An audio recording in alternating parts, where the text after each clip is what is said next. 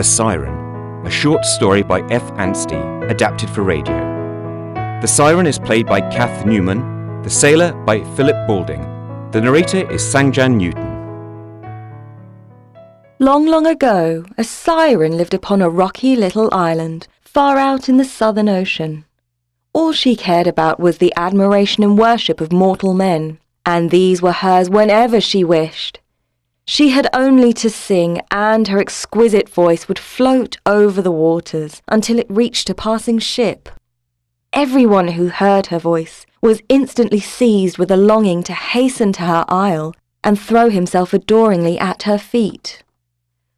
One day, as she sat looking over the sparkling blue-green water, hoping to discover some far-off sail on the hazy sea line, she was startled by a sound she'd never heard before, the grating of a boat's keel on pebbles in the little creek below.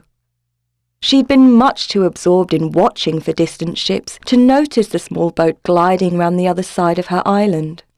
The stranger who had guided it was already jumping ashore and securing his boat. Evidently she had not attracted him there, for she'd been too indolent to sing of late.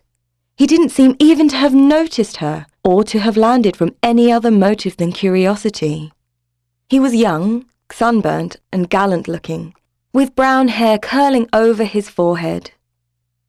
As she looked at him, the fancy came to her that she would like to question him and hear his voice. She would find out what manner of beings these mortals were, over whom she possessed so strange a power. She had only seen them under the influence of her magical voice. This stranger was still free, so long as she did not choose to enslave him, and for some reason she did not choose to do so just yet. He turned and saw her for the first time, the fairest maiden his eyes had ever beheld, with hair of the sunniest gold and an unearthly beauty in her wonderful dark blue eyes. He gazed at her in motionless uncertainty. She beckoned imperiously, and he came nearer. Crouching on a broad shelf of rock, he did not dare to speak lest the vision should vanish. She observed him with an innocent, almost childish curiosity shining under her long lashes. At last she gave a low little laugh. Are you afraid of me? Why don't you speak? But perhaps mortals cannot speak. I was silent, lest by speaking I should anger you. For surely you must be some goddess or sea nymph.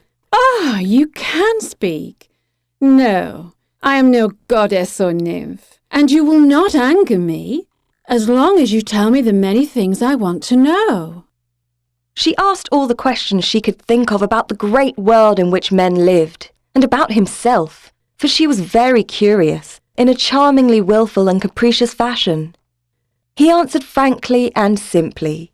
He gave no sign of yielding to the glamour she cast upon all other men, nor did his eyes gleam with the despairing adoration the siren knew so well.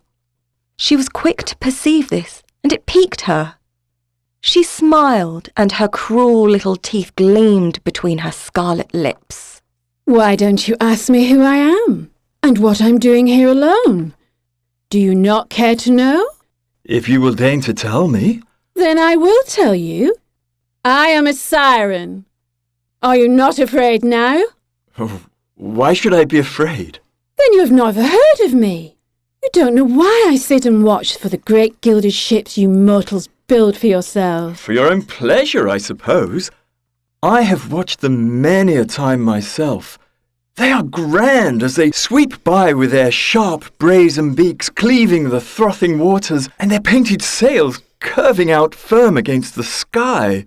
And you think I care for all that?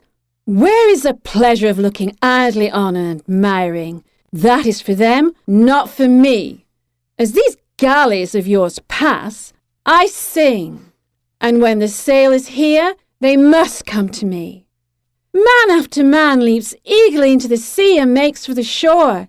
The abandoned ship drifts helplessly on, empty and aimless. I like that. But the men? Oh, they reach the shore, and then they lie at my feet, captivated. And I sing on, and as they listen they lose all power or desire to move. I have never heard them speak as you speak. They only gaze at me. Soon their cheeks grow hollow, their eyes brighter and brighter, and it is I who make them so. But I see them not. The beach is bare. Where then have they gone? I cannot say. The sea carries them away. And you do not care? Why should I care? More will always come when I wish. It is so wearisome always to see the same faces. I'm glad when they go. I will not believe it, Siren. Oh, you cannot be so cruel. I am not cruel. Do you know how bitter it is to die, to leave this world forever? How can I know? I shall never die unless something happens, which will never be. You will live on to bring this bitterness upon others for your sport. We mortals lead but short lives. Life is sweet to most of us, and death, when it comes, brings mourning to those who cared for us and are left behind. But you lure men to this isle and look on unmoved as they are borne away. You are wrong. I am not cruel as you think me. When they are no longer pleasant to look at, I leave them. I never see them borne away. I never thought what became of them. Where are they now? They are dead, Siren, drowned. Life was dear to them. Far away there were women and children to whom they had hoped to return, and who have waited for them and wept for them since. And now their bones lie tangled in the seaweed. Their spirits wander restless below, where there is no sun, no happiness. I did not know. I did not mean them to die. What can I do?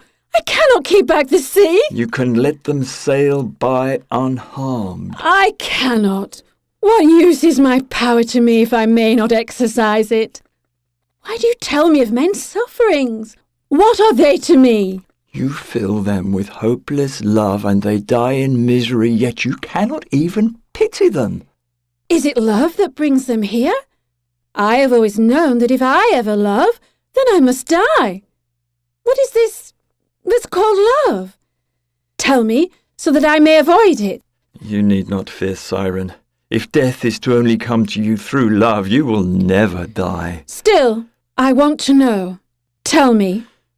If a stranger were to come some day, and as his eyes met yours, you feel indifference leaving you, and you have no heart to see him suffer and perish miserably in the cold waters, if you desire to keep him by your side, not as your slave and victim, but as your companion for evermore, that will be love.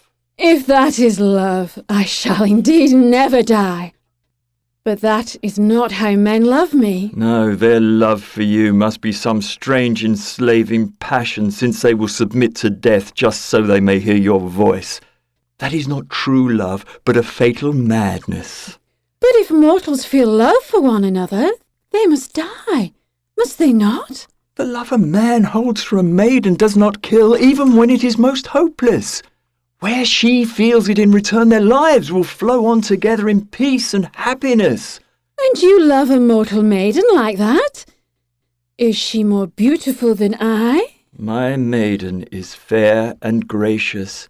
She has my love and will have it while I live. And yet, I could make you forget her. Never! Even you cannot make me false to my love. You have called me cruel and reproached me. You have dared to tell me of a maiden compared with whom I am nothing. You shall be punished. I will have you for my own, like the others. Siren, take my life if you will, but do not drive away the memory of my love. Let me die if I must die faithful to her, for what am I, or what is my love to you? Nothing. Yet I want you. You shall hold my hand, look into my eyes, and forget all else but me. Let me go. I choose life while I may. You have no choice. You are mine. The stranger made his way to his boat, but the siren began to sing a low, soft chant, whose subtle witchery no mortals had ever resisted as yet. He heard her, and still he went on over the rocks. But at last he stopped. Slowly he turned back, eager to listen to her forever, the love for his maiden fading fast from his memory. Back at her feet, a drowsy, delicious languor stole over him, taking away all power to stir or speak. The siren sang on with a cruel pride. This youth, for all his fidelity, was no wiser than the rest. He would waste there with hopeless passion. The sight of him would weary her. She would leave him to drift away and drown.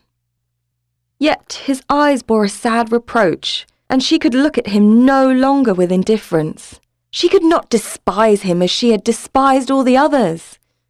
As the sea rolled and washed over the shingle, she thought of his terrible fate, and her heart was wrung with a new, strange pity. Her voice died away. She could sing no more. The sun went down, the crimson flush in the sky and on the sea faded. Waves crested with white billows came racing in and broke upon the shore, roaring sullenly. As she gazed on the sea with troubled eyes, a large wave struck the cliff with a shock and sent cold salt spray up into her face. In terror that the ledge was empty, she looked down, but her victim lay there, still bound fast by her spell, careless of the death that threatened him. Then she knew that she could not give him up to the sea. She leaned down to him and laid one small hand upon his shoulder. The next wave will carry you away. There is still time. Save yourself, for I cannot let you die. But he gave no sign of having heard. The wind wailed past them and the sea grew wilder and louder. He lay motionless. No efforts of his own could save him. He was doomed, and she was the cause of it. She hid her face in her hands, weeping for the first time in her life. The words he had spoken about love came back to her. It is true, then. It is love that I feel for him. But I must not love, for if I do, my power is gone, and I must throw myself into the sea. So she hardened her heart once more and turned away, for she feared to die. But again the ground shook beneath her, and the spray rose high into the air. She could bear it no more. Whatever it cost her, she must save him. If one of us must die, I will be that one. I'm cruel and wicked as he told me.